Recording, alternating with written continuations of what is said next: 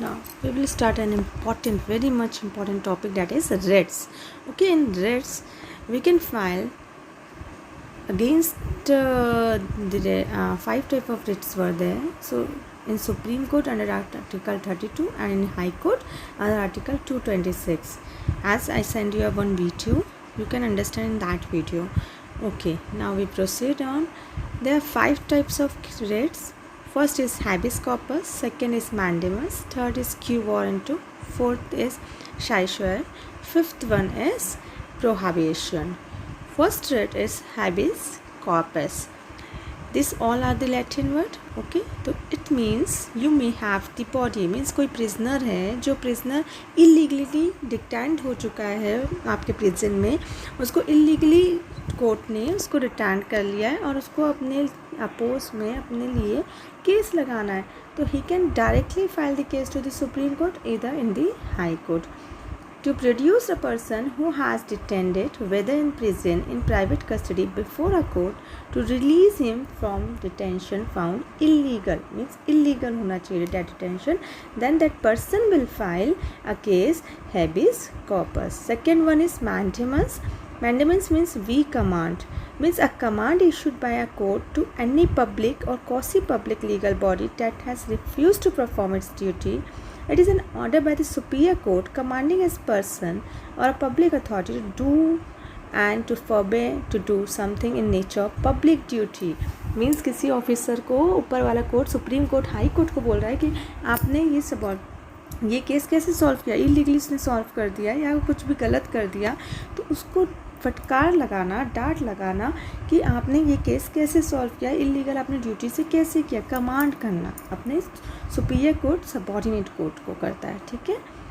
Next third one is quo warranto, means by what warrant, means like it is order issued by a court to prevent a person from holding office to which he is not entitled, और वो उसके लिए entitled नहीं है. Like कोई आप examination देखते हो, एग्ज़ामिनेशन में जिस बंदे को बैठना चाहिए उस बंदे की जगह दूसरा कोई बंदा बैठ जाता है, उसका नाम रजिस्टर्ड ही नहीं था, लेकिन उसकी प्लेस में कोई दूसरा नेक्स्ट पर्सन हो जाता है, तो जो ओरिजिनल पर्सन है वो क्या रेट लगाएगा, क्यू वारंटो, कि मैं किस अथॉरिटी के साथ तुम उस ऑफिस में बैठी हूँ. मैं ये सारी रेट ही पब्लिक ऑफिसर्स के अगेंस्ट में ही लगती है, पब्लिक ड्यूटी का अपोज होता है तभी लगती है. And this writs will be given to the as a fundamental right, तो यहाँ पर फंडामेंटल राइट के वॉलिटेशन होता है तो भी ये रिट्स को लगाया जाता है, तो ही लगाया जाता है कहना चाहिए, है ना, in the infringement of fundamental rights. So in order to issued by the court to prevent this, how you are holding this seats, उसको प्रिवेंट करने के लिए quo warranto. certiorari means to be more careful inform. So certiorari के साथ अब हम pro हाबिएशन भी पढ़ते हैं साथ साथ में.